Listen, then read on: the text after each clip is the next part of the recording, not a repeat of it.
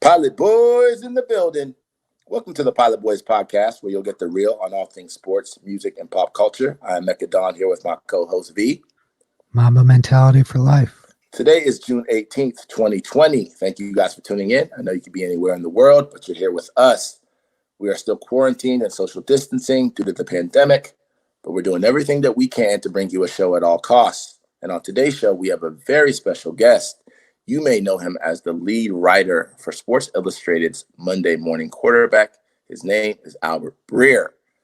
In a very riveting interview, we talked to him about a lot of different things. We talked obviously about his career and his rise in sports, but we also touch on some of the more sensitive issues, like his controversy with Adam Jones and Torrey Hunter, the Red Sox racism, and more. We also talk about the anthem, the kneeling, Colin Kaepernick, the prospects of him getting signed in a season with COVID. What would that look like?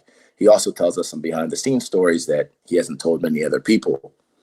V and I also hit some news and notes talking about some very important topics in sports, particularly what the NBA is going to do. What is baseball doing? All the crazy stuff happening in college sports, especially college football with Mike Gundy, Chuba Hubbard, Iowa, Dabo Swinney, Clemson, and much, much more. This is a show that you definitely do not want to miss. Shout out to our Patreon subscribers. Remember now that our Patreon subscribers will get our shows on Wednesdays a night early. These donations help keep our show going. If you want to help keep us on air, you can donate at www.patreon.com/Pilot Boys Podcast. And don't forget to grab some wristbands at shop.pilotboys.com. Let's go. Where the Pilot Boys at?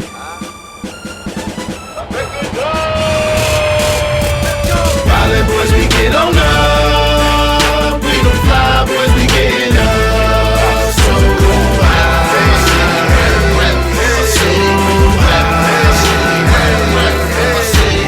Pilot Boys, we get on up. We're listening to the Pilot Boys podcast. Our next guest is the lead writer for Monday Morning Quarterback, Sports Illustrated, and much more. Welcome to the show, Albert Breer. Thanks for having me, Mecca. I appreciate it. No problem, man. We're just going to jump right in, man. You have had a great career. You're still young, and I'm sure there's a lot more that you have left to do. There have been some, obviously, just like everybody else, there have been some ups and downs, some great things, some learning experiences. Yeah. And we wanted to kind of get the full breadth of that and kind of just get a little bit more about your story as we do this interview. Yep, you got it. And just wanted to talk about your start, how you got into sports journalism. When you decided that was going to be what you were going to pursue as a career. Sure. I was the kid who I loved all sports growing up. And, like a lot of kids, I eventually came to the realization that I wasn't going to ever make $1 playing any of the sports that I was playing growing up. Like we all kind of reached that realization at different points. And so, for me, it was sort of, it kind of happened by accident. There was a point in high school where my grades weren't very good, and I was kind of, I would say, a little bit of a jerk, and my dad recognized that. And, there were different ways that he went about trying to humble me a little bit. And one of them, he said, you need something for your college application. And so, he said, well, what do you think about trying to get into sports writing? And so, he called someone, and then one thing led to another, and so my junior year in high school, the newspaper in town, the Sudbury Town Crier, which was just a small town in Massachusetts, the town newspaper there, sports editor called me and said, how would you like to do write-ups for the football games, because I was playing on the team at the time and it was easy for me to do. And so I did those, and I guess I did a good enough job with those where he was like, how would you feel about going and covering a sport that you're not playing? So that winter, I covered the girls basketball team. And one thing led to another. And, I started, I was making some money doing it. I think it was some $40-$50 an artitle, which when you're that age and back then was pretty good money. Yeah. So I kept doing it. And, like anything else, I think it's just, you recognize that something comes sort of naturally to you. And so, I kind of kept doing it. And then I wind up at school at Ohio State, and I can't imagine a more perfect place to learn how to cover, I cover sports because you're exposed to, sports that are quasi-professional, like the men's basketball team and the football team there are really run like NFL and NBA teams. And so it's just sort of like I guess it would start with, just loving sports growing up, playing sports growing up, and then, eventually, landing at something that like that just, initially came naturally to me. And how did you end up from coming from Sudbury to that decision to actually come to Ohio State? Yeah, you guys are going to laugh about this because my dad went to Michigan. Oh, wow. Wow. I'm a triple legacy at Michigan. My dad's from Detroit. And so I had a ton of Michigan and Michigan State alumni in my family. And so, yeah, I always thought I was going to go to a Big Ten school. And, if you're from out here, schools like that don't exist here. You know what I mean? Like, like we just don't have the big, like, it's just, UMass is UMass, but it's not like one of the schools out there. And so I always knew I wanted to go to a school like that. And I applied to 3 Big Ten schools, and I think a common friend of ours, Mecca, Eddie Brown, was a year older than me. And I played football with him in high school, and he was a really good player, was good enough to be a priority walk-on at Ohio State. And he just kind of kept talking to me about it, and it seemed good. And then I visited, and that was awesome. And yeah, it's just sort of one of those things where it was like, I knew I wanted to go to a Big Ten school, and so I applied to 3 of them, and I got into one of them, and that was the one I got into. Nice. So talk to us a little bit too about how you got to, obviously NFL Network, Sports Illustrated. How did you get into that from where you started? Yeah, it was just sort of over time. It's like you just sort of chip away at it, and it took a couple breaks. I started when I got out of school. You sort of want things to happen fast, and they didn't happen fast for me. Like, I was covering high schools for quite some time, and it was a great environment. As frustrating as it was when I saw other people my age that got to cover the pros, it was a really great environment for me to learn and for me to make mistakes, quite honestly. And you just sort of you go along the way, and you just sort of figure out how to do things right and wrong. And I was at a great little paper. Like, this is a very, very small paper, but it was near where I grew up, the Metro West Daily News, and the 2 guys who'd come before me covering the Patriots were excellent, and wound up at much bigger places. Tom Curran, who wound up at the Providence Journal and then NBC Sports, and then Mike Reese, who wound up at the Boston Globes and at ESPN now. And it just, so happened that I watched the 2 of them while they covered the team. Then when Mike went to the Globe, I wound up getting the opportunity to cover the Patriots, did that for 2 years. And I applied for every job under the sun covering the NFL while I was doing that at bigger papers. And I couldn't get so much as an interview. And that was frustrating too. Right. But my dad had somebody who he grew up with, so his, I want to make sure I get this right. His, one of his best friends was cousins with Rick Gosselin, who was, the sports was a NFL writer a long time at the Dallas Morning News. And, basically I saw a job up there. I was so close to leaving the industry. I had taken the LSAT. I was, it's just, you can only make, I'm making like $30,000 a year. I'm 26, 27 at this point. Eventually, like you're like, all right, like I got to do something else. Right. And so my dad said, well, I know this guy. He's like, through somebody else, maybe I can give him a call. And, he and I talk, and, he just says, okay, just instead of sending me your clips, instead of sending the clips to the office, why don't you just send them to me, and I'll walk them in and put them on the sports editor's desk. So that was step 1 for me. Yeah. And then step 2, I haven't told this story very many places publicly. Okay. Bill Belichick wound up writing me a letter of recommendation, which I didn't ask for.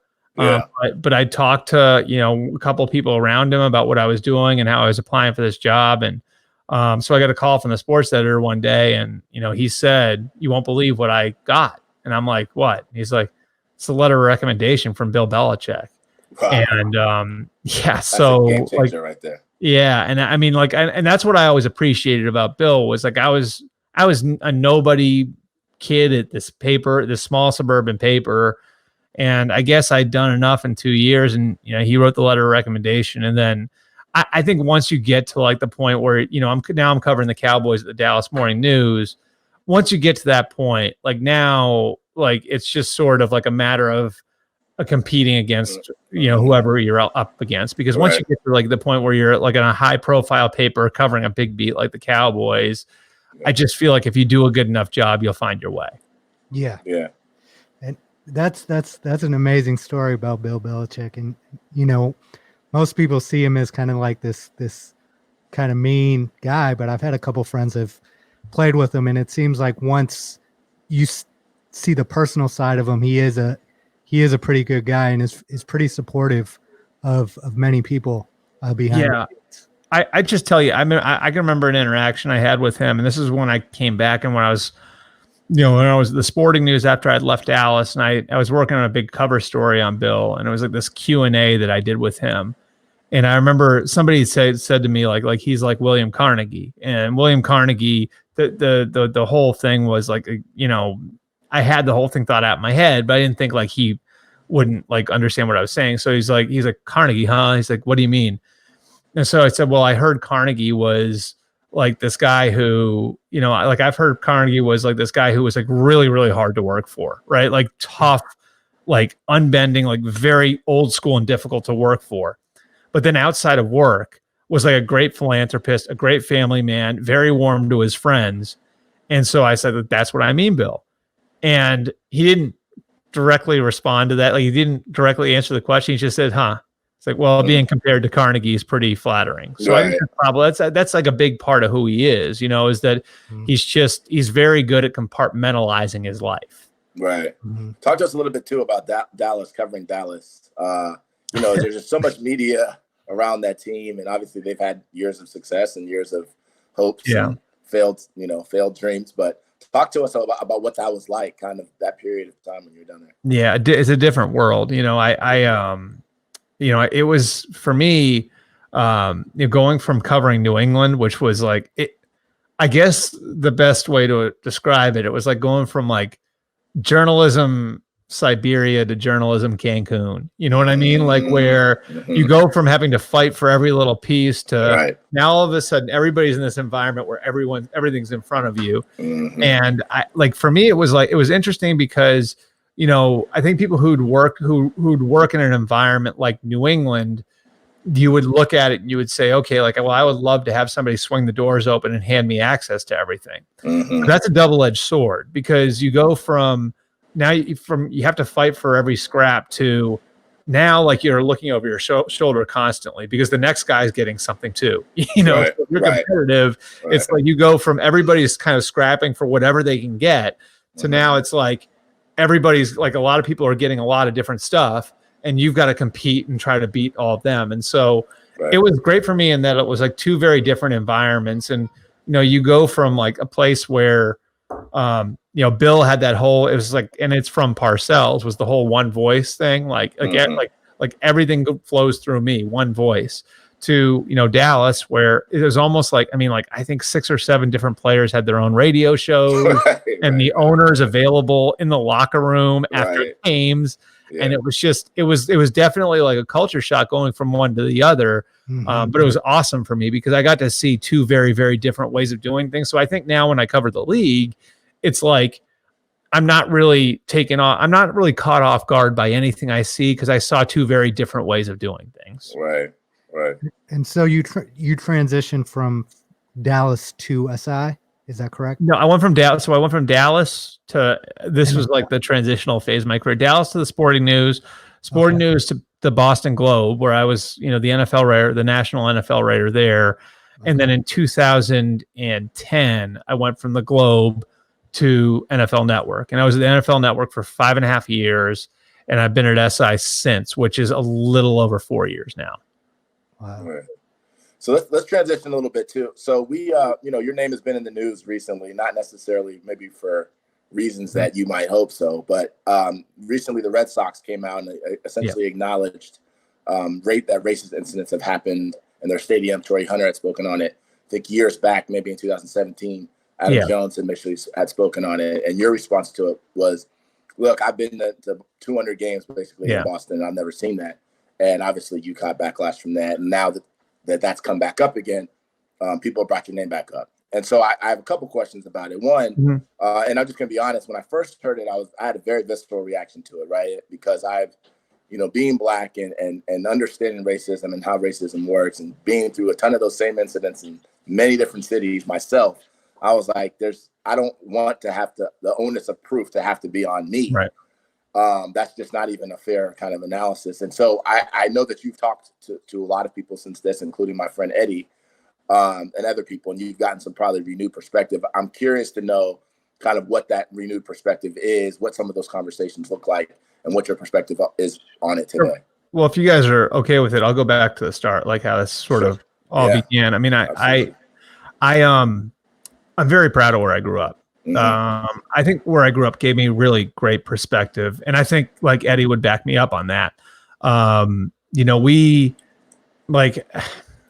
We lived in a bubble is the best way to put it. And, it was very like where we went to school was, I think that the town we lived in was very, I would say very progressive, very educated. Like most people came from educated backgrounds. The school was a really good public school, but it was more diverse than most public schools. That there was the MECO program there, so we went to school with a lot of kids from the inner city. And, I think like where I grew up fooled me into thinking that racism was a thing of the past. Like, because when I was 15, 16, 17 years old, we didn't look at each other that way. We just didn't. And like, it's on me for not seeing past that. But then I went to school in Ohio and I saw racism, and I went to, I lived in New Jersey and I saw racism, and I lived in Texas and I saw racism. And, I was fooled into thinking like that. And again, this is on me, like that, like, that, like, where I grew up wasn't that way, and, when I said what I said, it was sort of like, I would say this, I would say I was trying to stick up for my classmates and my teachers and the parents, the good people the good parents that were around where I grew up. And, I didn't really take into account what other people's experiences were. And so I thought like, I pride myself on being loyal to the people that I grew up with and being loyal to the people that I've been around and my friends and my family and everything else. And, I really kind of thought to myself, like, it's unfair that like these good people are being painted with this brush. And, it's a very selfish point of view, like very much like just my experience is everybody's experience. But that was my mindset. And, so when I said what I said, I got a lot of really good, pushback from a lot of the guys I grew up with, where they were like, you didn't see this, and you didn't see this, and you didn't see this. And like, we shielded you from this. And I didn't know it. I just didn't, I didn't understand what they were shielding us from, what some of the guys I grew up with were shielding us from. And I was like, oh God, I made I just thought about the mistake that I'd made. And, Mecca, the other thing is, like, you mentioned how visceral your response was. The other thing I didn't understand was how offensive it was to ask for proof. Like, I had no idea. Like, I was just like my mindset was like, before you paint everybody with such a broad brush, can we see something? And that was a total wrong way to look at it, because I just didn't understand. I didn't get like that. The other side of that was that, like, oftentimes people like there's a history of not believing people when they like, I just didn't and I wish I had a better understanding of that then, but I didn't understand like that part of it. And when I heard it from my friends, who, thank God I've got good, honest friends who are willing to confront me about stuff. And I got confronted about it. Yeah. And, after that, like, and I'm really sorry for what I said. Like, I shouldn't have said it. Like, I was wrong. And, I like after, like, sort of when we got through that, I knew there would probably come a time when I would address it, but I just didn't want to make it about me. That was the other. That's like why, like, honestly, Mecca, like, that's why I'm like, I was even hesitant to come, like, why I had to think about coming on with you. And I'm always happy to talk with whoever about this stuff. But I never want to, like, I don't want to make this about me. It's not about me. Like, I learned, and all I did was get to the right place. You know what I mean? That's I don't deserve credit for that. You know what I mean? Yeah. Like, Well, I think I wanted to actually talk about that a little bit. You mentioned the bubble that you grew up in, right? And you've been a journalist and you've covered Boston sports for an extensive period of time, right? Yeah. It seems like this is something that if you speak to enough journalists, you speak to enough athletes, it surprises everyone a little bit, because Boston is known as kind of this East Coast liberal place, right? But there is a really, really dark underbelly of racism in that city that it seems like, just like a lot of people who are from there, they don't want to acknowledge it, right? They don't want to acknowledge that this is happening in Boston, but history and experiences, the wide range of people show differently, right? Why do you think that is? Why is it so hard for people specifically from Boston to acknowledge that racism exists at the level it exists in that town? Because I think that there are, I would tell you that there are, the history of Boston, it's been in a changing and evolving city. And, like, I think it's like, we read about, like, like the bus riots in the 70s, like, right. And I might have the date wrong. It might've been late 60s, 70s, whatever. We read about that. And, I think that there was this feeling that, like, Boston had gotten past that, and that, like, a lot of the things that you saw in the 70s, and this is where I think my perception got a little warped, was like, my perception was, we read about the stuff that happened, and it was like reading about Whitey Bulger. You know what I mean? Like, it was like old school Southie, old school North End, like Goodwill Hunting, like, was like that's a thing of the past. And if you've been in Boston, like, you go in now and you see, and it's like, the North End's not really the Italian neighborhood anymore. It's like young professionals, and it's gentrified. Southie, same thing. Like, Southie, like, I think, like, Whitey Bulger's old bar, Triple O's, is a yoga studio now. Like, it's a different city than it was, And so, I think in a certain way, what I would tell you is, like, that we all had, like, I think, like, a lot of us growing up there, especially people who didn't have roots there. And I didn't, like, my mom's from Austria, my dad's from Detroit. Like, I didn't have, like, my parents moved there. Like, I grew up there, but, like, I didn't have any roots there at all.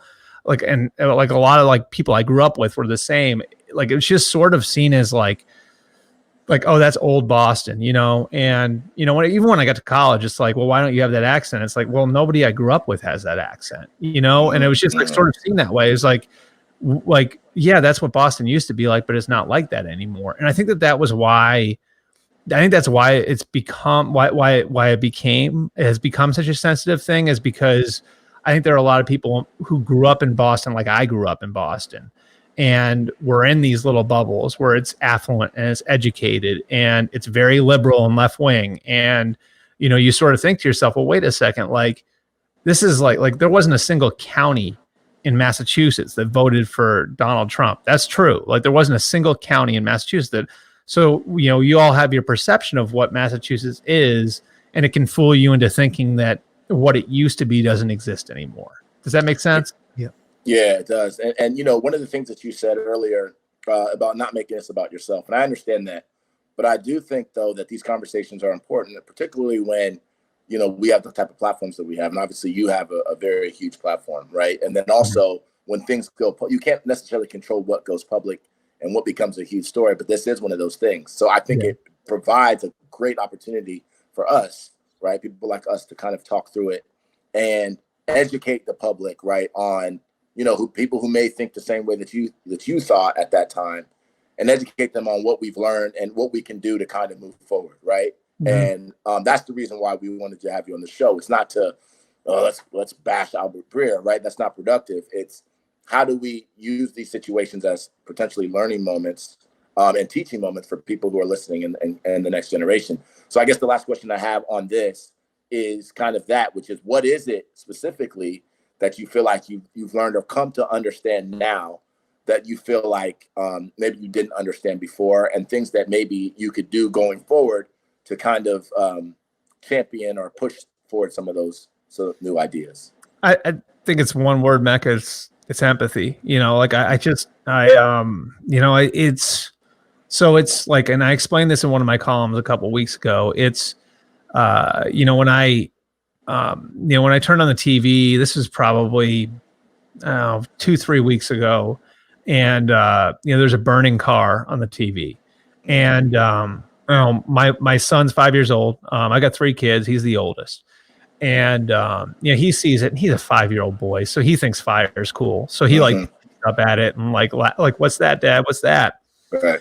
And I shut the TV off, and I'm like, it's not good, buddy. And my first thought was like how much more complicated that conversation is for some of my friends, like how tough that conversation is and how they're immediately thinking where that goes. And I talked with, I was texting with Richard Sherman later in the weekend. That became part of the column too. And I mentioned it to him, and he's like, we don't think about it. He's like, that's a conversation that you're preparing your whole life to have with your kids. Like you're preparing your whole life to have that conversation with your kids because you're going to have it because you went through it yourself. Yep. And then I think about I think about some of the stuff my mom said, when I was a kid, and she was like, it's not easy for so-and-so in town. And, I just sort of thought she's like, it's like you think about some of the things that I didn't really, because of my own experience and because of the people around me, because we had it good. Like you don't think about all right, this person's experience is different. And I know that sounds weird that I have that sort of awakening in my late 30s because I did feel that way towards people. But I think going through that helped me see it on a different level because I was called out, and I needed to be called out because I was wrong about some of those things. And it's like, for me, it was just, I don't know, it's just understanding how, fundamental how ingrained some of this stuff is that you don't even think about, you know what I mean? And it's just, I don't know. I think for me, it was I'm going to listen. I'm just, like I said, this isn't about me. I'm going to listen. And I'm going to be better. I'm going to be again, it's not about me, but I'm going to be better for it. And if I listen, maybe the next guy will listen. And if I'm willing to kind of express my opinion, then, that and say that I did listen, then maybe the next guy will listen. And I had, like I said, I put something up on Facebook. This was probably, 10, 11 days ago. I just felt like the time was right to kind of explain myself there, because I struggle with when I was going to say something, and I just I decided to put something up on Facebook, and it was just for my friends, you know what I mean? I like that was the only intention of it, but I explained a bunch of stuff in there.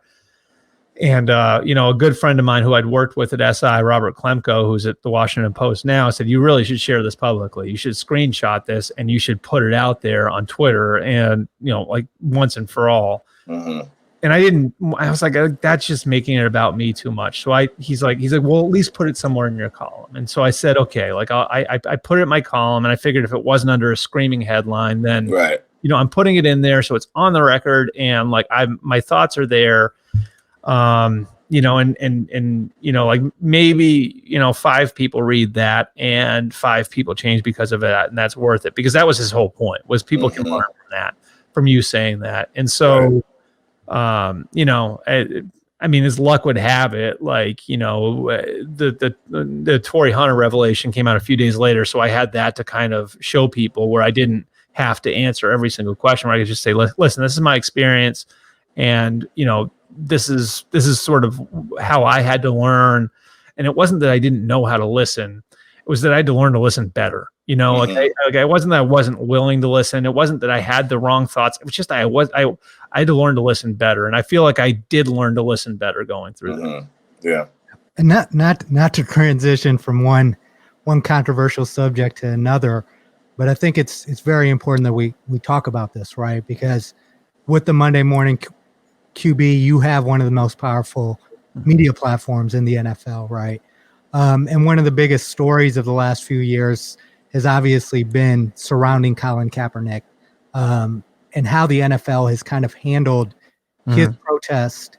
And it's particularly pressing now because it seems like the NFL now is kind of doing a complete 180 in terms of their position and their stance. You're hearing more from owners. Roger Goodell actually came out and said something about it yesterday, I believe.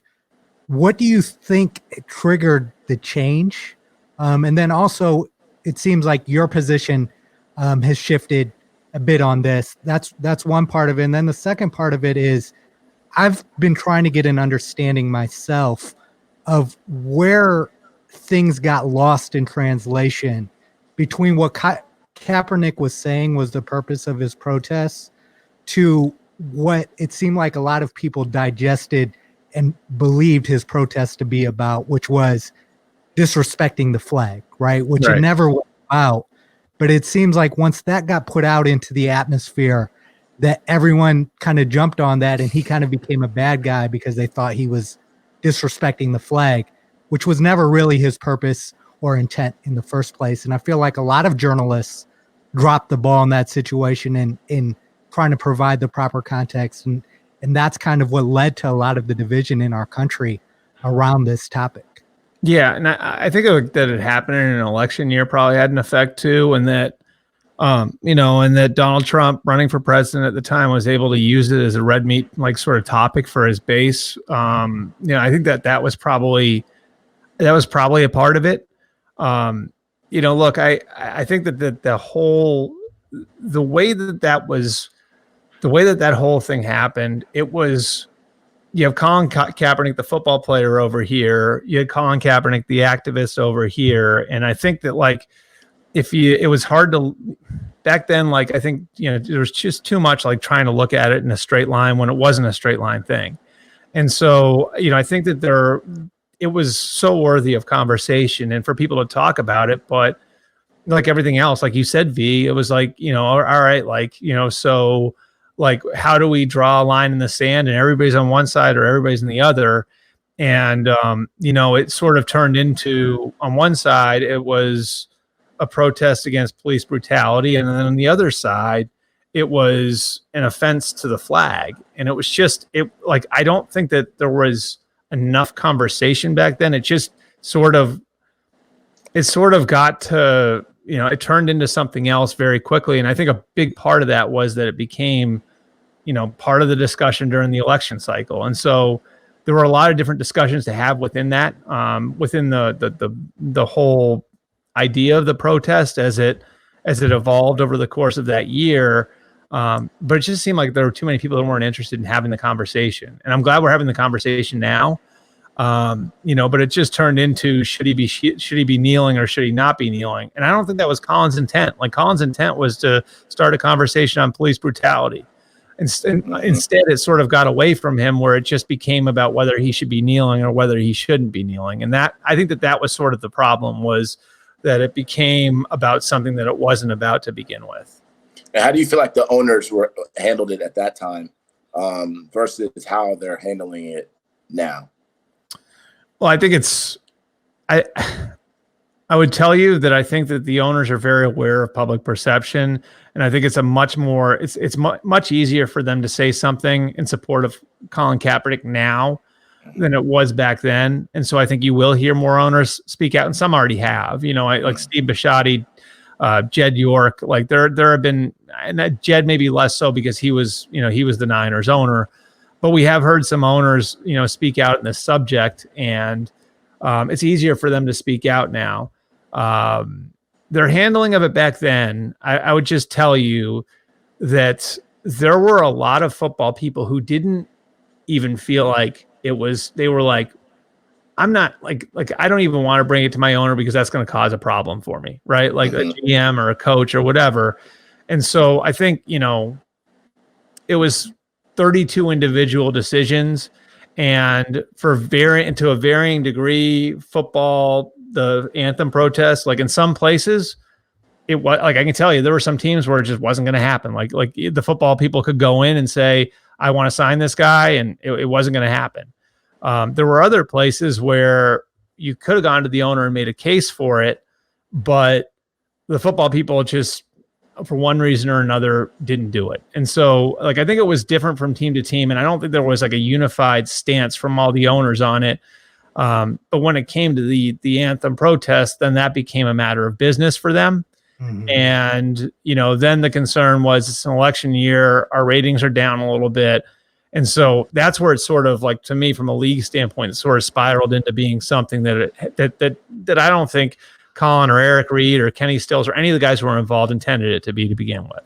It's interesting you said something that you said that I want to address too, is when you said there was like 32 individual decisions. And I think that theoretically that is true. Yeah. But I do think that when 32 people are kind of essentially making the same decision for the same reasons, really generally the same reasons. I mean, I know there's some football differences, but for the most part, like you said, they thought it was bad for business, right? And that was really I think the prevailing view from most of the owners. Then it essentially doesn't really become an individual decision, especially when you kind of have a monopoly on that space, right? Yeah. Now, if they're like, 5 other leagues like this that you're competing with, then that's different. So I agree with you that, they didn't necessarily all get in a room and say, hey, we're not signing Colin Kaepernick, right? Mm-hmm. But where I think it's important to paint this particular picture is that he was boxed out essentially for the same reasons, which is that they didn't want to deal with the fallout. Right. And individually at different levels, maybe there's a more willingness here, a little bit more less willingness here. But for the most part, that's essentially what it was. And that's why I think they ended up settling with him with the collusion case, right. Not necessarily because they thought they would win or lose, but because that is essentially what the argument is. It's like, he had some, I trust me on this too. Like he had some stuff they didn't want out there. Oh, like that's part of what I settled too. Yeah. Like, and I like that's the way the law works a lot, but like, right. Through discovery, like he had some stuff that they were willing to write checks to make sure that stuff stayed where it was. Absolutely. Yeah. And as you view it coming this season, how do you feel like this season is going to go? You have, JJ Watt, being vocal about it. Baker Mayfield saying he's going to kneel. I mean, white players who are now saying, look, we're kneeling this year. How do you feel like that's going to play just with your kind of overall sense of fans and the league itself? How do you feel like that's going to play out? I think a lot of people are going to be kneeling. Like I remember, was this opening weekend in 2017 after Trump made the comment? It might not have been the opening weekend, but it was when Trump made the comment, the sons of bitches comment. And I think that was, because that wasn't the election year. That was 17. That was the year after. Yeah. I'm pretty sure it was like maybe week 2 or week 3. And you had a massive amount of guys kneeling. Mm-hmm. And I think you'll see that at least the beginning of the year.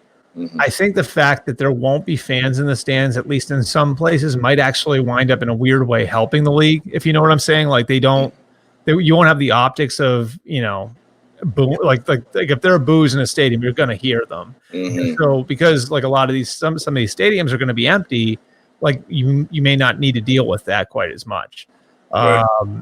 And then I think I think going forward, it sucks, but like a lot of this is like probably up to the president. Like, you know what I mean? Like it's probably like how much of an issue does this become? It may be like, it may come down like this is, I can't believe we're here in 2020. It may come down to his Twitter account, right? Like, right. Like, I mean, like that's what it might come down to as far as the reaction from different people. I think like most rational people are accepting of it and understand what it is now. I mean, anybody, like I've talked to Nate Boyer a bunch about this, and he the most incredible thing about the whole thing is that like it was a Green Beret that advised Colin to do this. Like it was like a Green Beret. Like this isn't like huh? That's the other thing I don't understand about this, right? Like kneeling is almost a universal sign of respect outside of this scenario. Yeah. In every instance, kneeling is a sign of respect. So we Unless took we want to something. make it something else, which Yeah. some people have a vested interest in making it something else. But like, yeah, that was the thing about it, was that, I mean, like Nate was very, and I've talked to Nate a bunch about this. Nate was like, he's been very much like no, like this is like he equated, I thought this was like a really good way to look at it. He equated it to having a kid, like the country to having a kid, right? And he's like, are you gonna, like, if your country is doing wrong, are you gonna discipline it? Are you gonna try to send it a message, or are you gonna stand by and just let it happen? He's like, it might be more pleasant for you if you stand by and let it happen, but is that good parenting? No. And so that's what I say. I say that about any relationship. To me, it's the same exact thing. It's just like every relationship has its issues, and are you going to deal with them, or are you just going to let them pass? And the way your relationship gets better is you decide to deal with the issues. So yeah, I definitely understand that analogy. Yeah, and and I just thought, like, so the fact that it was a Green Beret that advised him to do it this way, and that part, like how quickly that got lost. Like that, and it's just, I mean, to me, it's like eventually you get to the point where it's probably about something else. I mean, like, and I hate to say that, I don't like, again, like I don't want to paint huge groups of people with a broad brush, but it's like eventually, after this has been explained to you so many times, like that this is not about the flag, this is not about soldiers, this is not about like, because I think we all have respect for like good soldiers. You know what I mean? Like, we all have respect for them, for sure. Like it's like after that's explained so many times, you have to accept that for certain people, I guess it just has to be about something else. Right. Yeah, and you brought up the term earlier about being in your own bubble, right?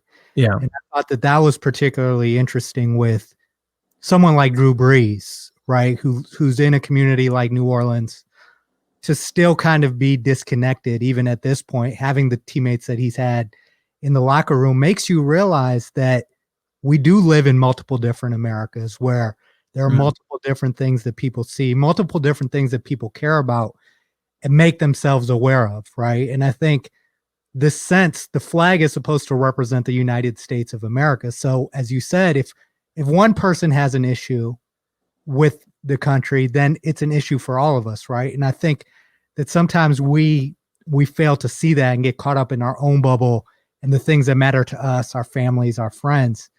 And with Drew Brees, that seemed like exactly what it was. Yeah, and I think everybody has, like, you have a certain point of view, on things, and like everybody sees the country through their own lens. And I mean, look, like I would never tell, like I wouldn't tell anybody, and this is my own background. This is my mom's history, really. Like I would never tell anybody how to interpret the flag or the anthem. Like I don't believe in forced ceremony. Like, so I don't like I just think it's like sort of up to everybody how they interpret it. And if you go back and you look at what Drew said, it was like, he didn't like directly say and I could almost see like where he didn't directly say like kneeling is disrespectful, but he implied it. And it was tone deaf of him not to realize what he was implying while he was saying it. And I think and I know this, like a lot of his teammates said, dude, you aren't listening. You've had 3 or 4 years, you aren't listening. Yeah. And so I just think that there's a lot of times like these things can kind of take on a life of their own. And I just think like sometimes it's like, you get caught up in seeing everything through your own lens. And once you start to listen to other people, it can change things fast. There's no question about that. Yeah. And I think we're seeing kind of changes all throughout society, not just in sports, but a lot more people are listening now than they were before. And that's a good thing. Hopefully we'll see it sustain. Do you think Colin Kaepernick will be on an NFL roster this year? Like, again, that's like another one of those things that I don't think is so much a straight line thing. I think that there are a couple different factors. Number one, I've seen the NFL manufacture guys onto rosters before. It happened with Michael Sam, right? Where the league is worried about an image thing and they'll find a player a home, right? Like that's happened before. I would not be surprised if the league office wanted to do that with Colin Kaepernick, wanted to find him a home, because I think there are a lot of people who work there. There are people who work there who wanted him on a team 3 or 4 years ago. So like, then the question becomes, if they do that, does Colin see it as patronizing? Does he look at it and say, well, this isn't a real job? And then it's like, okay, like, well, if a team wants to bring him in and there's no guarantee he's going to make the team, like he might get cut at the end of August. He's got to go in and be a camp body and then like have a shot at making the team. And we'll see on low money, is he willing to do that? And as a team want to bring him in, knowing like if we cut him at the end of August, like that could be a problem for us. And so that to me, like all the stuff that like so much of the stuff that goes along with this is probably just a matter of how broken the trust has become between Colin and the league over the last 3 or 4 years. And so like, maybe you guys have ideas. I don't know how you get past that unless Colin Kaepernick is, personally willing to say, okay, I'm going to let bygones be bygones. If you manufacture a place on a team for me, I'm okay with that. And I'm all right, like coming in for training camp and fighting for a job. And I mean, like, look, like it's his right. Like, if he sees something as patronizing or done for PR reasons, after all he's been through, he's got a right to look at it that way too, So I don't know. Like that's the part I think he's ready to play. I think he, that's why he did that workout that he tried to do. Yeah. I think he's probably willing to accept maybe something that he wouldn't have been willing to accept a couple of years ago. But one other interesting thing, and you probably have some insight on this too, that is that just if you take that out of it for a second, just the whole hoopla that comes with it, just strictly from a quarterback standpoint, I think he's obviously one of the best 64 quarterbacks in America. Like that's not a question. But the reality is that Cam Newton's not signed yet. I mean, you have a quarterback. People are pretty happy with their quarterback situation across the board, which normally isn't really the case. Normally, they're like half of the teams that kind of need a quarterback. Yeah. So I think that could play into it a little bit as well. Like you said, it's not really a straight line at this point, which is unfortunate. But they created that. But that's where we are. The other thing is like, I think like the job of starting quarterback and the job of backup quarterback, those are two very different jobs, And so like, I'll give you guys an example. Like Derek Anderson at the end couldn't really play anymore. Right. But Cam Newton wanted him around in Carolina because he was a great resource to him. Right. It was great for him to have somebody experienced in the room with him.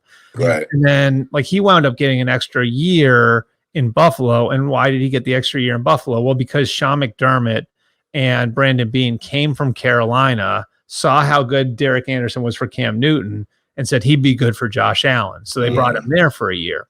Josh McCown got the same sort of reputation. Yeah. And so he wound up, he extended his career by 5 or 6 years by being that guy. Yeah. And so like, I think that there's, it's interesting. Like look at Denver, look at New England, look at Jacksonville. A lot of times, like these teams would rather have the backup quarterback be a resource to their young guy than a threat to their young guy, And you see that all the time where it's like, we're all in on developing this guy. And it's like, we don't want to put someone else in the room where, if things go wrong for him in week 3, the entire locker room is going to want the other guy starting. Right. And so that complicates it too. Like, I think like, honestly, that's why Jay Cutler wound up out of the league, because everybody, like, people thought he was a jerk, and so it turned into like, he gets cut by the Bears and then he just decides to go to Fox, he signed the deal to call games for Fox because nobody could, look at him and say like, that guy can be my backup. And so what happened? Well, then Ryan Tannehill tears his ACL in camp and Jay Cutler signs with the Dolphins. Right. So it's like those jobs are very different. Whereas like, I think if a starter got hurt someone, people would be lining up for Cam Newton right now.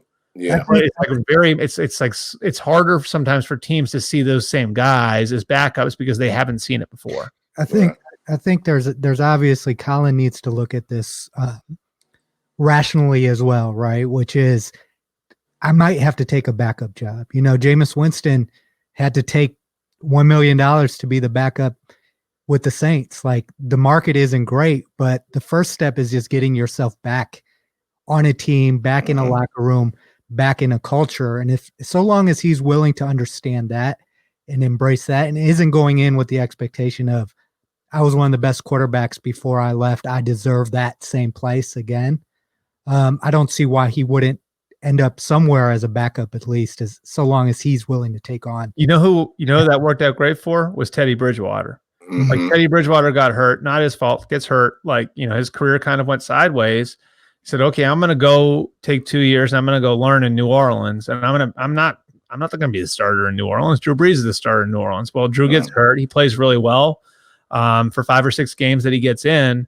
Boom. He's making $21 million a year now as a starter in Carolina. And so same thing happened. Same thing with Michael Vick. Perfect. Right. Same thing with Mike Vick. He came in back as a backup and, then he became a starter and, he got his feet wet and learned and, so there are opportunities for that. Yeah, it definitely can. One other question I want to ask before we let you out of here too about the season is, so now it's been reported that Cowboys players, Texans players, including Zeke, which he was pissed about that was reported, they have COVID, right?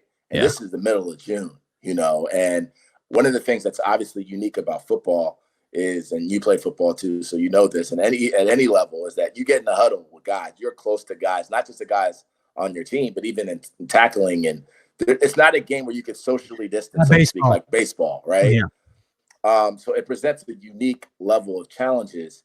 And I guess, we are kind of at a point in society where it's not that we don't expect people to get COVID. People are going to get it. The question kind of is, how do we manage it and what do we do with it when people do get it? So how do you see the season even being able to be played out? Are guys going to be like questionable on Thursday because they got COVID, and it's like, it's a mandatory. Is it like a 2-week injury if you get COVID? And that's the thing. Like, I guess the standard is like 14-day quarantine. And then you got to test negative. I would think it'd be like something like that. And you got to test negative before you come back. I've talked to some people about the idea of like, maybe they create a reserve list where, teams can, like just for this 1 year, put guys who get it on a reserve list so they can bring in guys to replace them. I think, it certainly stands to reason where you're going to have, I even heard this, I heard one team had talked about the idea of putting their 3 quarterbacks in 3 separate meeting rooms. And it sounds nuts, right? Like that sounds insane that you would do that. But if you really think about it, it's well, if one guy gets it, then the other 2 guys might get it. And if the other 2 guys, if all 3 quarterbacks get it, you are screwed. Yeah. You know what I mean? Because now you're bringing in somebody off the street to start a quarterback for you on the fly. And as you know, like at that position, it doesn't work that way. Yeah, so there's like all kinds of these questions where it's like, it's not just guys getting sick. Like I think and V, I think this is what you're hitting on. Like, it's not just guys getting sick. It's like guys testing positive who are asymptomatic, who you can't let back in the locker room because they could spread it to somebody else who might get sick. Yeah. And you think about all of the potential fallout, right? Starting with the competitiveness of teams. Let's say Patrick Mahomes gets the virus right before the AFC Championship game, right? There's that impact. Then there's the fallout of, on the business side, everybody knows how big fantasy sports are in terms of the economy of the NFL, the impact there. It's just like there's so many things and concerns that are beyond control, right? You know that the injury risk is high in the NFL, but to have something like that, that's a perfect example.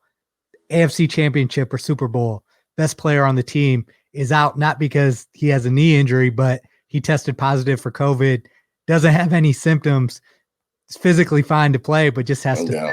That's a unique scenario right there. Yeah, there's no toughing it out. I mean, that's the thing. Like there's no grit in your teeth and going with it. If they're testing you, like again, like what the NFLPA was telling the agents on their call yesterday was every 3 days that they're going to get tested. So they're testing you every 3 days. Like they're gonna be cases. There's just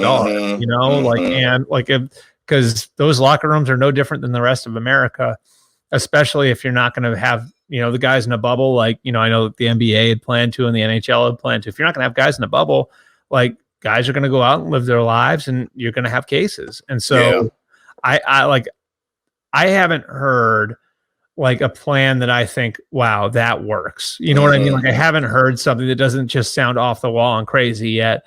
And I mean, maybe they get there over the next month or so, but it's definitely going to be a different season. And, like the protocols I mean, look, like what John Harbaugh said, what is this, a week ago now? What John Harbaugh said, like a lot of coaches feel that way, like that it's just, you can't like the sport just, you cannot like have normal social distancing rules and all that different stuff in a sport like football. It just doesn't work. No, it doesn't. So we're going to ask you some couple fun questions totally off the subject before we let you out of here.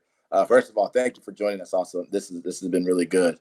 So our first question is this: who are your top 5 musicians of all time? The top 5 artists that get you going. So this is going to be like, I think I got your text. Like I was actually like in a dentist chair when I got it, because I had dentist appointment this afternoon. So I was like, God, like that's a tough one. So like of all time, I just sort of thought of different eras in my life. So so I wrote down from high school. I love Mobb Deep because we listened to it in the locker room before game. I love Mobb Deep and I love Biggie. And then that era, Dave Matthews Band was another one. So those 3, and that sounds like all over the place, right? So then Led Zeppelin was another. And so those 4, and like, I'm going to tell you guys, like my wife is so embarrassed that I like them, or like, which I think everybody refers to as OAR, but they. Why would you be embarrassed? They're sweet, man. Yeah, so I like that. Like she thinks it's really bad, but I love them because when I was in Columbus, like, so they were in school at Ohio State. They played like a bunch of parties that we went to when we were in college. Like they were there, and like so that's got one that's got like a personal connection to me. Yeah. And then my classic would be Sinatra. And one of the reasons why is that like first of all, he's like outrageously talented, but also like my wedding song was a Sinatra song. And so there's like, I don't know, like there's just something about like, you're eating dinner or whatever, having some Sinatra on is nice. Yeah. Like I said, like I may be the only one. I'll listen. Nice. No, that's nice. If you ask for 5, Mobb Deep, Biggie, or Dave Matthews Band, Led Zeppelin, and Sinatra. I love it. Yeah. I love it. Take it. That's a great list. Yeah. The second question is definitely more up your alley. Your top 5 athletes, and they can't all be from Boston. Okay, so I'll have one from Boston on here. I do have. So I'll preface this by saying when I saw this, I sort of thought, okay, like this is like an in the moment thing, right? Like, so like, for example, like if I loved OJ growing up, I'm not going to say I didn't love him because, of what happened. Like obviously I think different than some people now, but so the athletes that I put down for when I was growing up, I always sort of liked the bad guy. And because, like I said, my dad's from Detroit, I really love the Bad Boy Pistons. So Isaiah Thomas is on my list. I have Steve Yzerman, similar reasons. My dad being from Detroit, like that was my guy in hockey. Yeah. Jim Kelly in football. I loved his toughness. Like I just, and I, when I was really young, I played a little quarterback. It didn't last all that long, but I love Jim Kelly for his one of the more underappreciated quarterbacks, I think, even though he's a Hall of Famer. But. Yeah, and I love the fact that he was recruited as a linebacker. You know what I mean? Like I love the fact that he was recruited to Penn State to play linebacker. So Jim Kelly, Steve Yzerman, Isaiah Thomas, Nomar Garciaparra is sort of an under the radar one now, but he was such a big star for like a short period of time. Like I loved him in the moment. Yeah. And then my 5th in the moment.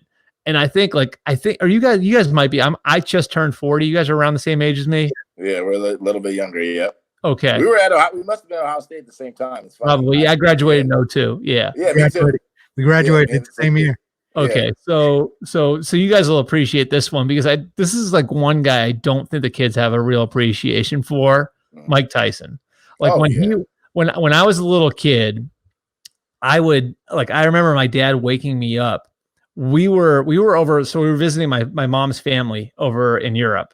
And so I remember my dad waking me up at like 4 a.m. to watch Tyson Spinks. This is 88, right? Yeah. And it was like, this is the fight of the century. And I remember I loved watching Tyson fight, right? And it was like, and people don't remember, Michael Spinks was like, this was like maybe like the first real guy who like this guy's got a shot to beat Tyson. Mm-hmm. Woke up at 4 a.m. I'm 8 years old, right? Like this is like, oh my God, like my dad would like, I can't believe my dad's letting me do this, all that different stuff. Knocked him out in 90 seconds. Yeah. Yeah. So I remember that like it was yesterday. That's and so I will not, like, I'll tell you what, like, I don't think anybody, I think it's very hard for people to understand the level of shock. Like, because when I say like the Buster Douglas thing was I still think it's the greatest upset of my lifetime in any sport. Yeah. The shock of that Mike Tyson lost to some guy, and maybe you'd heard of him because I know he's a Columbus guy and everything else. But like, how did he lose to Buster Douglas? And it was never the same after that. No, like if you started watching Mike Tyson after 1990, you don't know who he was. No, you don't. You don't. Yeah, a lot of people say it coincides with Cuss dying. It's kind of where we lost. Yeah, I remember hearing that. Yep. Yeah, but he was like, I mean, I don't know. Like I sort of like that's the other thing I don't think we have back yet. Like the build up for a big fight back then, like in the 80s, like it's not the same anymore as it was. The other thing too is it's kind of like there's oversaturation of content now too. So that happens even with television shows and stuff like TGIF. I'm sure you were a TGIF guy. Yeah. Oh yeah. It was Full House, Family Matters. What else? Yeah, Boy Meets World. Yeah, was Step by Step on that? Was that? Yeah, Step by Step. Yeah.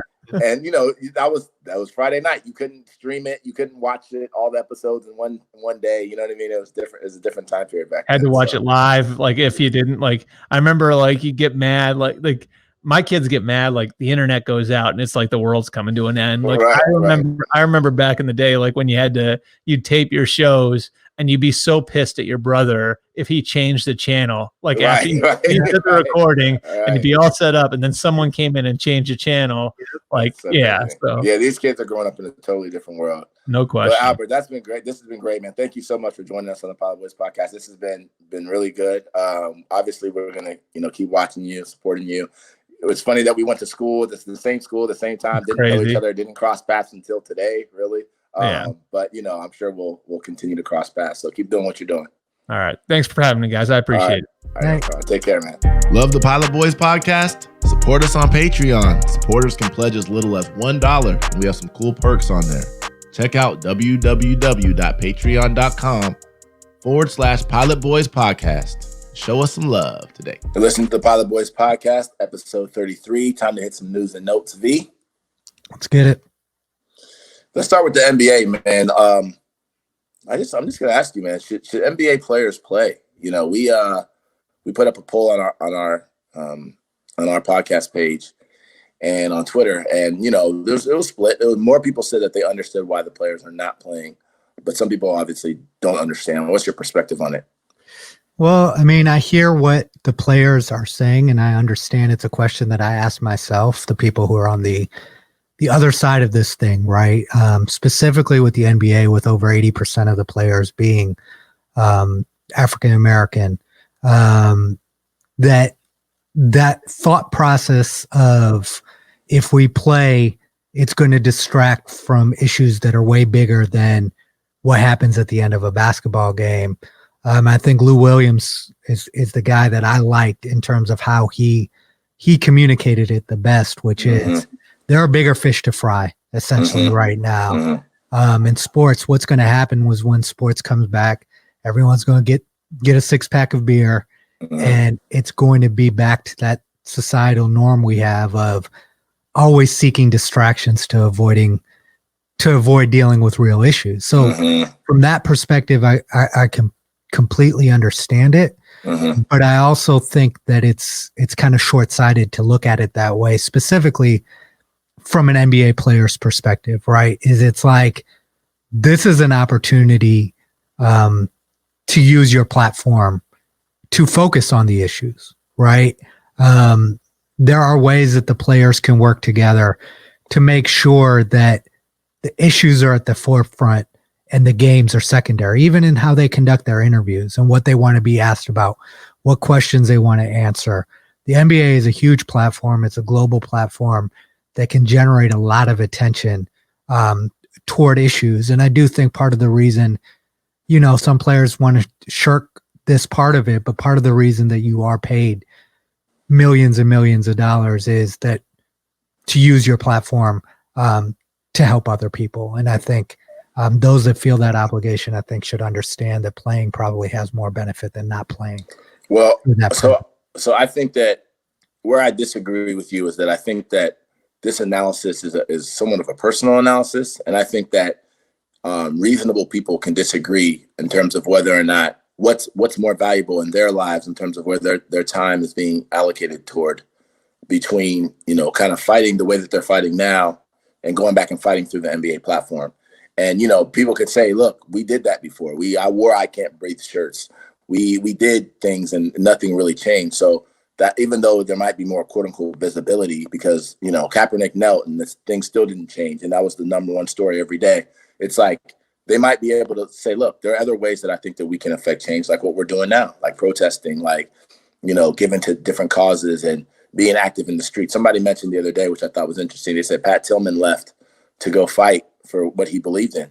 And he was celebrated as a hero. And just because it was on different soil, that doesn't mean that that type of cause isn't the same. So I think it's a very individual thing, right? And, if you don't want to play, then don't play. If it's too emotional for you to play, or you're worried about COVID, then don't play. Well, not just emotional and not just COVID, but also saying, listen, I think that we need to take this time out.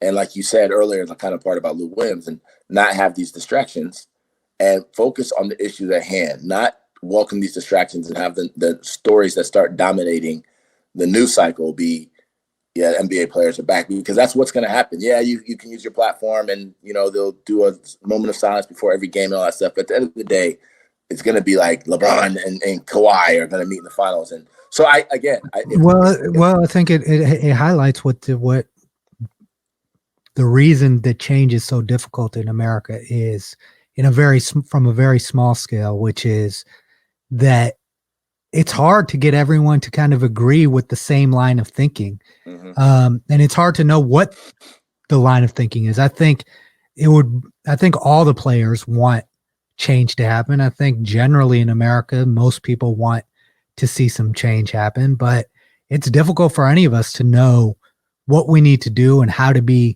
create a cohesive stance. Because you can have LeBron James on one hand as an example of someone who is using his platform, but it's still going to get the job done when he has to do his job, right? Yeah. And that's the conversation. What obligation do you have to your contract? What obligation do you have? Are you essentially saying that we're willing to walk out and forego our salary, or do you want all the benefits that come with an NBA player? No, I think they're willing to forego their salaries. I think they're just saying, let's shut down the season. We'll pick up next year. And so you're right. It's going to be hard to get a consensus on that type of thing. But I do understand somebody's individual feeling of saying, listen, I think what we're doing right now is working, and I don't want to change courses, and I'm willing to sacrifice, my season and some salary for this particular. Yeah, it would be great if they could come together, right? The reason that Muhammad Ali was able to make his stance is he didn't have a team of 10 other people that. Right. Not to say his decision was easy, because it was. I don't even want to use that term. I hope nobody listening. That's what you're saying. Yeah, it's a different analysis, right? They're talking about how the Lakers, there's division in the locker room. You have Dwight Howard coming out and being outspoken in terms of and he articulated it very well, right? Yeah, which was surprising for me, because I haven't heard Dwight Howard ever speak like that on an issue like this. Right. But what sacrifice are you willing to make? Right. Mm-hmm. That's the question that I think a lot of Americans in times of struggle need to ask themselves. What sacrifice are you willing to actually make? Mm-hmm. Muhammad Ali was willing to go to jail. And this is, and I hate to say this is why sometimes I get a little bothered when the comparisons are made between Colin Kaepernick and Muhammad Ali, because I think the sacrifices aren't even in the same playing field. But it doesn't mean that Colin Kaepernick wasn't acting in the spirit of what Muhammad Ali did. Well, Right? I think part of this too, and this is the last thing I guess I'll say on this is everybody's analysis is different, right? So everybody's disposition, everybody's cares, desires, and wants, everybody's perspective on what's happening, what's working, what doesn't work is different, and that's why and then everybody's financial situation. You know, I mean, you can tell a guy who's making $100 million a year, like, okay, sit out this one. It's easy for Dwight Howard and Kyrie Irving to say it. They're worth over $100 million, right? Yeah, and not to say that they're the only guys that are saying that type of stuff, but again, all of those things kind of go into the analysis, right? What's your disposition? What's your exposure to these issues? How much do you care about these issues? What's going on with your family? What type of debt are you in? You know, how much years do you have left to play this game? All of those things factor in individually, and that's why I just look at it as a very individual thing. Yeah. Moving on to let's talk about this quote unquote Ohio State waiver, right? That's been making news. You know, the essentially has these players that want to come back for voluntary workouts, football players sign something. And Gene Smith refers to it as a pledge, which is essentially, here are all the risks of COVID. Do you agree to essentially accept all of the responsibility of taking care of yourself? And doing what's necessary to take care of yourself and take care of the team, socially distancing, wash your hands, so on and so forth. He said he doesn't view it as a legal waiver. And honestly, as a lawyer, I don't see this reducing anybody's rights. But the flip side is that, well, it says that if you don't take this pledge, then you could be restricted from certain activities, be kept away, but you won't lose your scholarship. To me, I don't think it has much legal teeth at all. I think I do see it more as a pledge, because it's basically saying, listen, this is we have a serious thing that's lurking, a pandemic. We want you to pledge that you're going to do the right things. If you can't commit to doing the right things, then we don't want you on campus, because that increases the risk for other people. To me, it seems reasonable, so long as there aren't real legal consequences, and I don't see any real legal consequences here. What were your thoughts on it? It's been big discussion. I mean, I do think it's very important, you know, and I'm seeing it. A lot of our friends and associates that are athletes tend to start to believe that they're healthier than the rest of us, right? By virtue of how hard they work out and how hard they train, that COVID is a real thing. But because I'm an athlete and I'm in pristine shape. It's not just athletes. Yeah. A lot of people out here. It is, but I'm speaking specifically as to the topic of this discussion, which is this pledge, right? For college athletes. Yeah. They're young too, right? So a lot of times you have to tell them what their risks are and be very clear in telling them what they can and can't do, right? Yeah. Because if you leave it in gray area, that's what college kid is always behaving perfectly and not taking risks and not taking chances, right? Yeah. And unfortunately, a lot of this does come down to the country that we live in, right? The country we live in is everybody has to always worry about their legal liability. In every situation, everyone sues for everything in this country, right? There are billions, trillions of dollars in the legal profession. And unfortunately, you know, you can't worry about the PR element of this if you're an institution that's trying to protect itself, especially multi-billion-dollar colleges and corporations. They have to take these steps, and they're not always the most popular steps, but they must be taken, because one lawsuit, you know. Well, there's another step too, and that's why I say I don't even like calling it a waiver, because there's a waiver essentially would say this, which is actually what Trump is making people sign who are coming to his rally, which is that essentially, if I contract COVID here, I agree to not sue you. I understand the risk, and I'm assuming the risk. That's not in that document. Now, even if someone says, "Oh, it's kind of implied," well, it's not in there, and that, you know, that's not something that I believe will hold up in court. And I do agree with you that, you know, for a lot of people who are pushing for us to get back to normal and for things to start happening, because of the way the legal system is set up, because of the windfalls that, you know, juries give sometimes in some of these situations, if you're gonna you know, bring people back into something, and you're essentially assuming all of the risk of COVID, which is an unknown thing of how it can spread. Even if you do all of the guidelines and you do all of the wiping downs and all of the distancing, then you follow all of that, people can still catch it. But you assume all of the risk if someone catches it there. Yes. I mean, that's going to be crippling for this business, Yes, crippling for these businesses. So I don't look at it. I do look at it more, this particular one, more as a pledge. I don't see the issue with it so much, but I do think that there's a bigger issue that is not, and doesn't just relate to Ohio State, which is that, these guys, are you having all your students sign this? Is everybody that comes back to campus have to sign it, or is it just the athletes? I mean, look, are the fraternities going to get shut? Because there is risk. Large gatherings happen at college campuses, specifically at a campus with 50,000 plus students like Ohio State, right? And do they all have to sign it? Are you going to shut down all the bars? Are you going to make them all sign it? I think that's a big question. Are you going to make every student that comes back to campus sign this pledge? Or is it just restricted to the athletes? Because if it's just restricted to the athletes, and particularly football, then now you're talking about, you're acknowledging that there are different stats. They're not really the same. And that's also what's problematic about this, right? Mm-hmm. The reason that you're coming up with this, all of this, the backdrop is not, we're trying to protect everyone. We're trying to make sure there's football, right? And let's just be frank. They're taking all of these steps, jumping through hoops to make sure and figure out for there to be a way for these college teams to go out and generate millions of dollars in revenue for the universities. There's no dodging that topic and not speaking about it, frankly. And what makes it more difficult than the NBA conversation is these guys aren't foregoing salaries. Mm-hmm. They're probably foregoing their opportunity to use this year to get to the next level, to elevate their status. Yeah. And speaking of kind of this issue with sports, Rob Manfred, the commissioner of baseball, basically said on to Mike Greenberg the other day that he's not confident that there's going to be a Major League Baseball season. There have been a number of different scenarios that have been floated around about, a 50 game season. There are obviously issues with pay on both sides. A lot of people think that both sides are kind of the result of both sides, meaning the players and the owners, are a result of this kind of uncertainty. What's your take on baseball? Baseball's been getting a lot of things wrong for a very long time, right?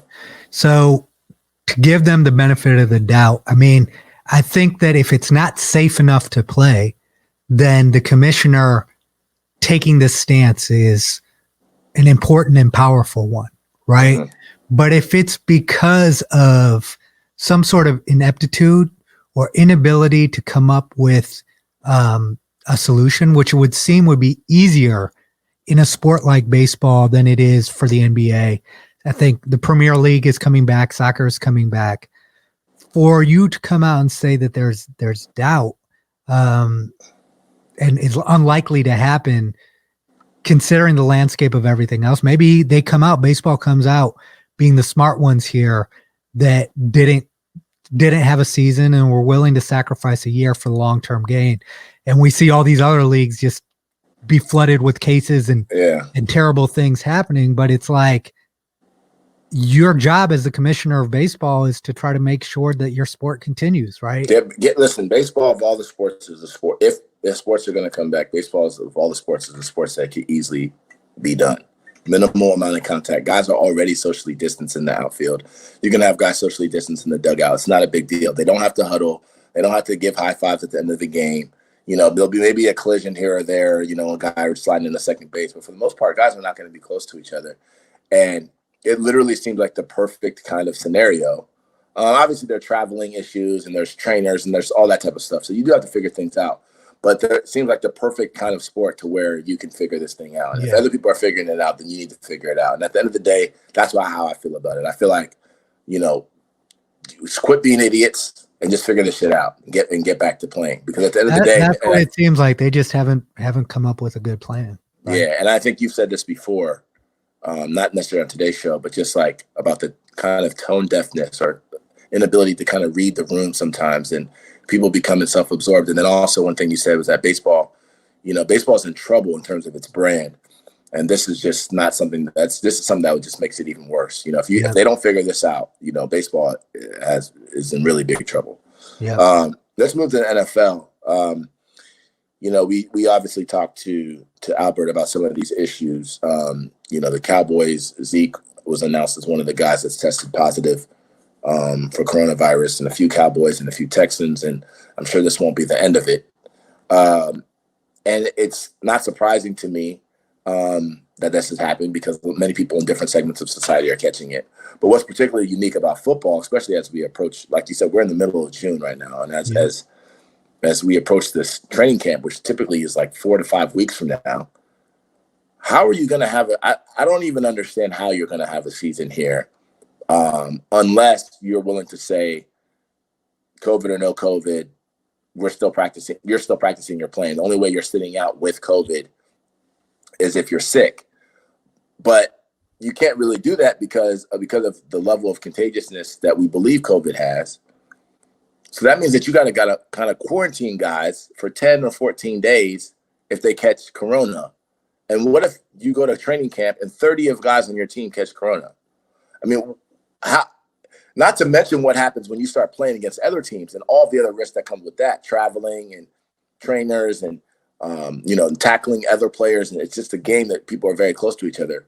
I don't really see how at this stage, it looks very bleak to me. What are your thoughts? Well, everything looks kind of bleak, right? In the sense that it doesn't seem like America is doing anything right when it comes to this illness. And that's just being honest, right? Yep. No reason.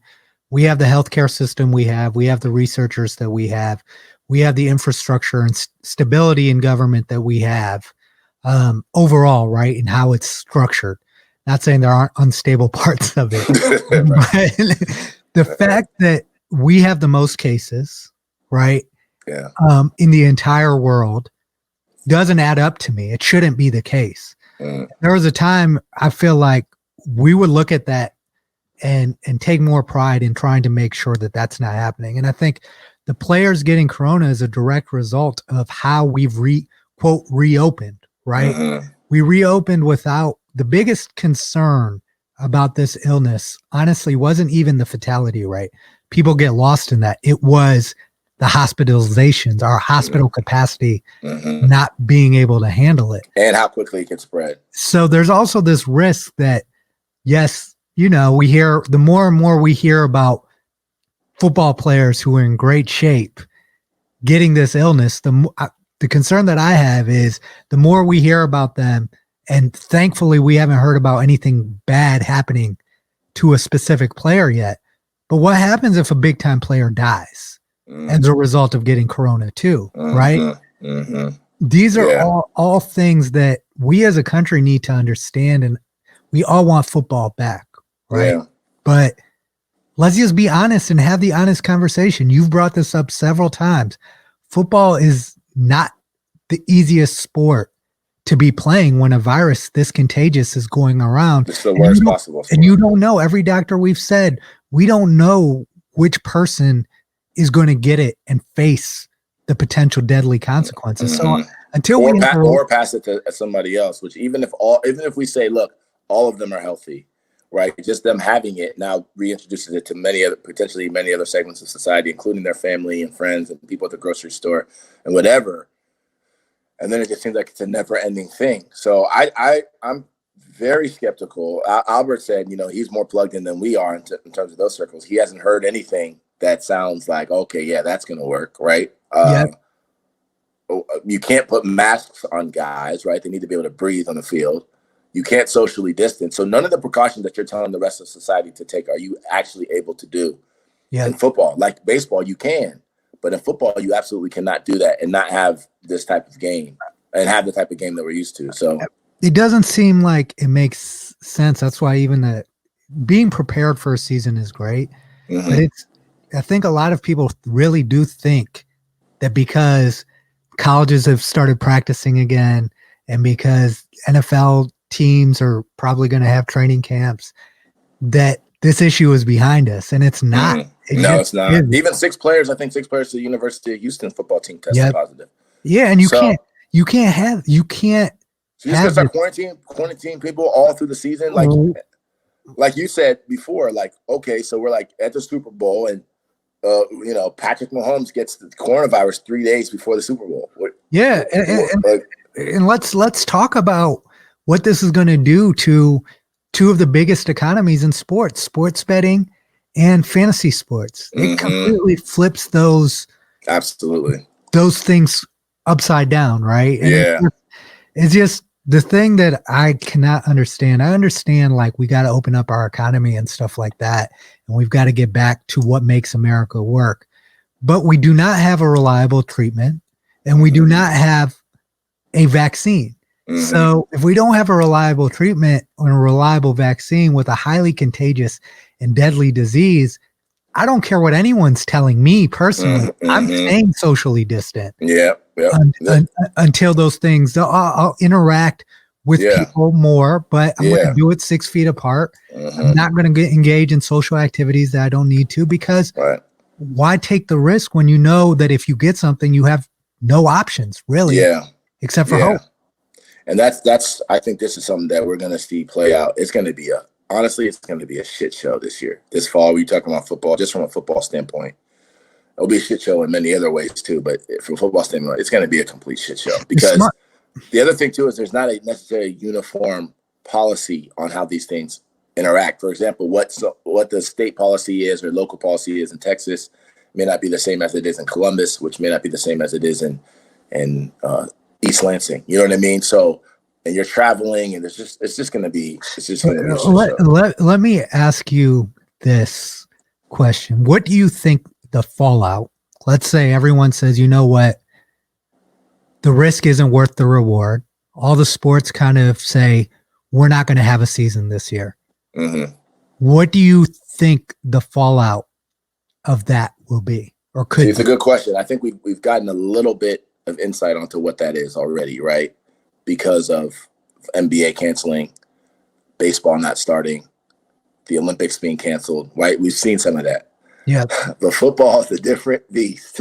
Football is a different beast. And and you and I talked about this, and we'll probably do it at some point in the future, talking to a psychologist about this as well. But a lot of people's lives revolve around football season, and not just socially. I'm talking about from a business standpoint too. Whether you sell T-shirts or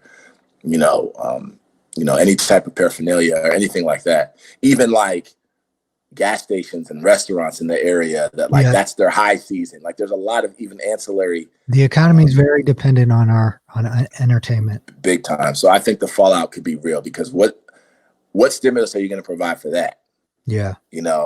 How are you going to target who are the people that need help as the result of football not happening?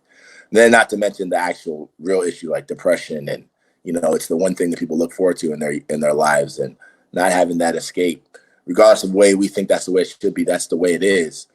I think it's a tremendous, tremendous fallout. And then if you're talking about college football and pros, that's like taking away some people's livelihood. At least that's how they'll view it. And, I think some people will be able to rationalize it a little bit because they've seen, it happen in other sports. But I also think there's a growing chorus of people who are saying, listen, man, coronavirus is serious. I get it. But there are other things that are serious too. And, driving to a fucking game is probably more serious, dangerous than corona. And I'm not saying I agree with that, but I think there's a growing chorus of people who are saying that. And so they're not also, it's one thing if people understood and agreed and said, oh man, this is just a shitty situation, versus people saying, I don't agree with this. I don't agree with your analysis. I don't agree with your interpretation of this data. This is bullshit. And you shut it down. That's two totally different things. And I think it goes back to, what we were talking about earlier, right? Is it's like what Lou Williams said is, it seems like the disadvantage and the advantage for a lot of the causes that are happening in the protests is that they're able to generate a different level of attention right now, right? And I think it could be powerful for us as a nation to say, you know what? Part of the reason we're in this mess is that we don't prioritize the wrong things. we don't deal with any of our issues. We just keep pushing for that excuse or that distraction away from actually tackling problems. And I think that the sports organizations could really set a powerful precedent by saying, you know what, there are bigger issues right now. I think this is what Kyrie and Lou Williams and Dwight Howard are saying. Let's join that course and fix these issues. Yeah. And then let's earn sports back. Let's earn the right to have all this joy and all these distractions when we fix these issues. And also let's try to make the world a better place for the people who you're enjoying these sports off of, right? Which are these players who are majority Black. And I think that's actually a good segue into our next thing, which is kind of about what's happening with college sports and these college teams. You have the thing that's happening with Dabo wearing the Football Matters shirt the same day Black Lives Matter thing was going. You have the Confederate flag people coming through Clemson when they're trying to do the Black Lives Matter protest. You have Mike Gundy from Oklahoma State, the head coach, wearing the OAN shirt that got publicized, and then Chuba Hubbard, his running back, responding to it, saying he's not standing for it, and then them releasing some video saying they're going to work together. You have the Iowa strength coach who's been fired, who, I guess apparently has a history of, demeaning and kind of treating his Black players a certain way. And then Zach Smith told us about something that happened at Utah that kind of got swept under the rug. And then there's just a lot of different stuff happening. Then you have the University of Texas athletes who are saying, listen, unless you guys change this, this, and this, remove this song that you make us sing, get rid of these statues, we'll play, but we're not going to recruit. We're not going to do anything. What do you kind of feel about this movement from the college ranks that we're seeing kind of all over the country? I think that we talk about it all the time, is the way change is going to really, really happen is by these players taking stands, right? Figuring out where they can put the pressure and squeezing, right? As much as we all want to talk about it, at the end of the day, what's affecting college athletics is directly affecting these players and the people in these programs. They have to lead the charge, right? And now that they're leading the charge, they need to find support from the people who fight for these causes every single day and guiding them. I mean, what the players at Texas did, that's just amazing, right? Understanding like, look, you guys are going to sit here and expect us to come to this school with Confederate soldiers statues up, plus right? singing songs, singing racist songs, and then and for to say, oh, this isn't a problem in college sports. Look, either there's a power structure in college sports that's either completely ignorant or also harbors these thoughts, right?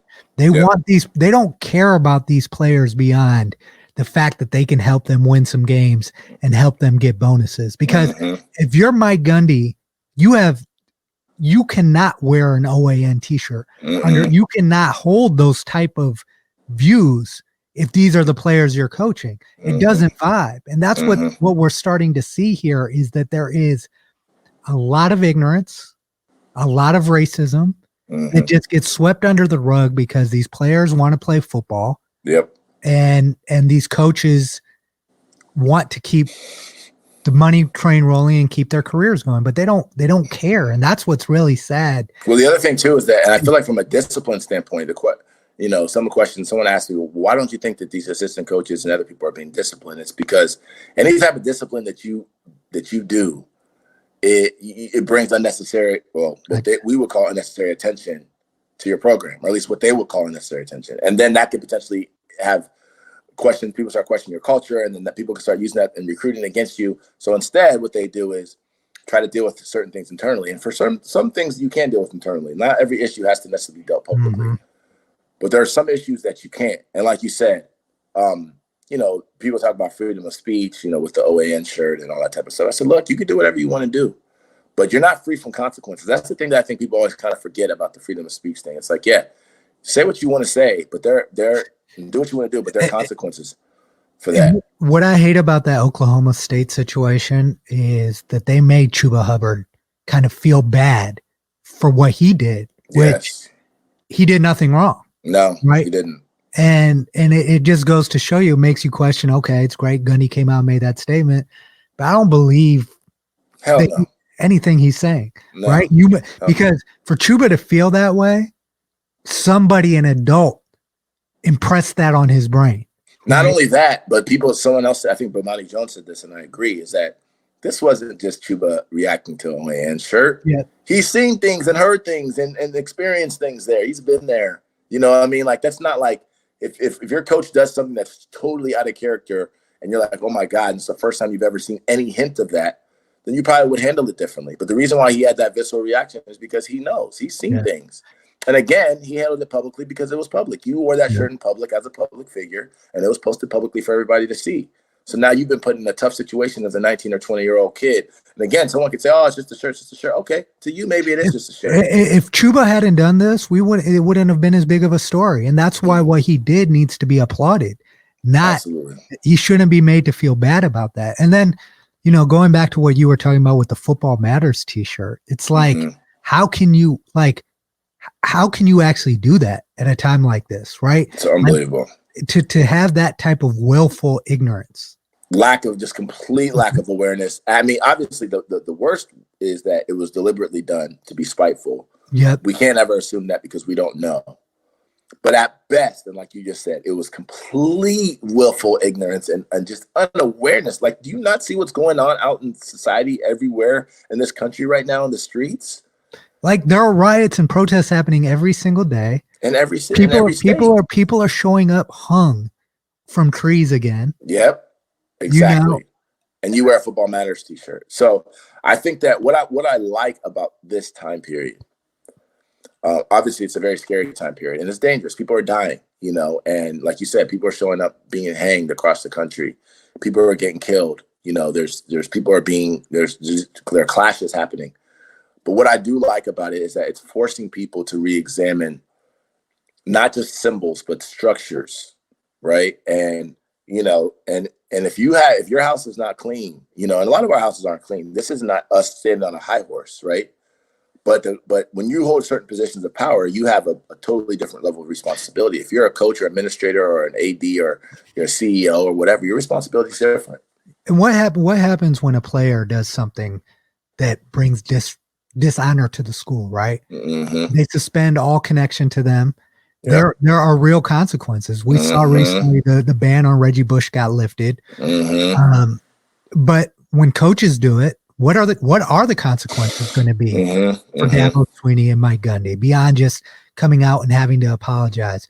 What is it? Why is it that you can have monuments to racism and those people don't pay a price for their views and what they did the same way that a player gets held accountable for taking a couple $1,000 to help his family out? Well, I think you touched on this, and this is kind of my button on this one, is you touched on just the awakening of players. And it's not just the awakening, because I think there have been a lot of players that kind of have felt certain ways, but it's the empowering. And that's part of what's happening collectively. There's a collective energy in society right now that has empowered a lot of different people to speak up on things that they ordinarily wouldn't have spoken up on, not because they didn't bother them, but because now that they feel like they have power and support. And that, again, just speaks to kind of what the issue of the NBA is that they're saying, listen, part of this collective empowering that we're doing is forcing a lot of people to pay attention to a lot of things. And we don't want to detract in any way, shape, or form from that, because that could start to reduce the kind of the momentum. And right now we're working on a lot of momentum. We'll see where that takes us. But there are different things that could stop or pause or halt or shift momentum along the way. So I agree with you that we have to, people like us and people in power and people who have platforms have to continue to support these guys as they continue to push forward. Because it's not just about, freedom of speech. It's also about, do you harbor certain beliefs? And if you harbor those beliefs, then you shouldn't be coaching these guys or leading this organization or so on and so forth. So yep. And like you said, in sports specifically, why it's important, and specifically with this issue, why the players are so important. We live in a country where majority rules, right? Mm-hmm. And if you look at the landscape of most football, basketball teams, they're predominantly Black Americans. Mm-hmm. So you have to take this opportunity and you touched on the power and value of football. So if you guys want us to play football for you and entertain you and help all these people, then use our platform. We're going to use our platform to make sure other people who look like me can benefit and change happens for them as well, which is very powerful. Right? Absolutely. Let me ask you one last question before we wrap up news and notes. Roger Goodell came out this week and essentially, I don't know if he tweeted or, but essentially put out a statement encouraging NFL teams to kind of look at and sign Colin Kaepernick. What are your thoughts on that? I mean, well, no, it doesn't surprise. Understanding how America works, it doesn't surprise, right? You read the tea leaves and you follow them. Yeah. Right. And the tea leaves are saying right now, and which is a great thing, this is the side of this thing that you need to be on. It's like follow the money, right? Yeah. It's almost the same thing. Yeah. And this is the side that we need to be on. And just saying, oh, a team needs to sign him. That's not helpful, Roger Goodell. Roger Goodell come out and say, look, the NFL has made very, very bad mistakes in this area of social change. How we handled the Colin Kaepernick situation was not the right way. Specifically Kaepernick, not just a general sweeping statement. You have to mention him specifically. Yes, specifically Kaepernick, and say, oh, it's almost like he's. I don't even know how to describe it, but it's just hilarious to me and just shows you like how people think and work. And what worries me too is like, who cares how the change happens as long as it happens, right? But it does kind of give me pause and make me concerned about the authenticity, not just the NFL, but these big corporations. You've had hundreds of years to say something about these issues. Yeah. Suddenly now you care about it, which well, and we talked about this in many other contexts before. People respond to pressure. That's what only thing people really respond to. If there's no pressure, people aren't responding. Even around the house, if I'm not like, if my wife is not like, yo, we got to clean up, then, I'm probably not going to clean up that day. I mean, that's just the way things go. Yeah. And I'm not saying it's right or wrong. And it obviously has a totally different level of consequences when you're in certain positions. But that's the reality. And that's, again, I keep circling back to this because I feel like it's even becoming clearer for me the more I even talk about it out loud, which is I really understand those NBA players' stance because the pressure is why people are responding the way they are. What is the pressure? The pressure is constantly people tweeting, constantly people protesting, constant, fear of riots, constant pressure, just like through society that you better be on this side of this thing. And that thing needs to be sustained because we've seen small glimpses of stuff like this, maybe not to this level, but we've seen small glimpses of stuff like this before in protests. I've protested before, Eric Garner's death, other situations. And then it kind of dies out and, a few things here happen, a few things there happen, and then it kind of dies out and we go back to normal. And I think that I understand generally the fear that anybody has now, especially people who are fighting for change, of things going back to normal. And that's what we rely on right now, right? Is our country is at a crossroads right now. And we all have to understand that we're at a crossroads right now. There's a lot of division. There are a lot of issues. We have a pandemic going on. We have social rights issues. We have police brutality issues, and they're all happening at the same time, right? And as citizens, we're making our voices heard. And Dave Chappelle said this in his 846 documentary, in which he went off on Don Lemon calling him out. Like, right? The country needs to pay attention to its citizens, and the citizens are doing what they can. They don't know how to solve all these problems. So if you're Joe Biden, if you're running for Senate, if you're running for Congress, what is your specific plan to ease the tensions that are happening in our country? Broadcast it. Get on TV every single day and tell us, the people, what you're going to do, because I respect the hell out of these protesters because they're putting their lives at risk for this. That better not get fucking wasted by the people in power. And that's why things die out, is because the action isn't taken by the people who know how to take action. So that's what that's not to Yeah. to strike too far off. But No. that's really, these players are doing it too. Yeah. And I think the underlying thing now is, for people who are fighting, keep fighting. Right. And I think you and I would agree to that, right? Keep fighting, keep doing what you're doing. Whatever it is that's in your heart that's telling you what you should do it, and there are a lot of people out here that support you. And, that's what I would encourage a young person or an older person or whatever, is literally whatever your heart is telling you to do it. If you don't know where to, what to do, there are tons of resources out there. So I'm interested in seeing how a lot of these different things play out. Obviously, you and I are heavily involved. I obviously just got appointed to the Big Ten Anti-Hate, Anti-Racism Commission. That's a big step that we're seeing in sports. We'll probably see other conferences do stuff like that, but we got to keep the pressure on generally, people who are fighting for these issues. And we do have to make sure, it's our responsibility to make sure that people don't get distracted. So that's all we have for news and notes. Thank you for listening to the Pilot Boys podcast. Shout out to Premier Podcast for getting us set up with our podcast during this quarantine period. Make sure you guys check them out for all of your podcast needs at premierpodcast.com. And make sure you check them out on social media at Premier Podcast.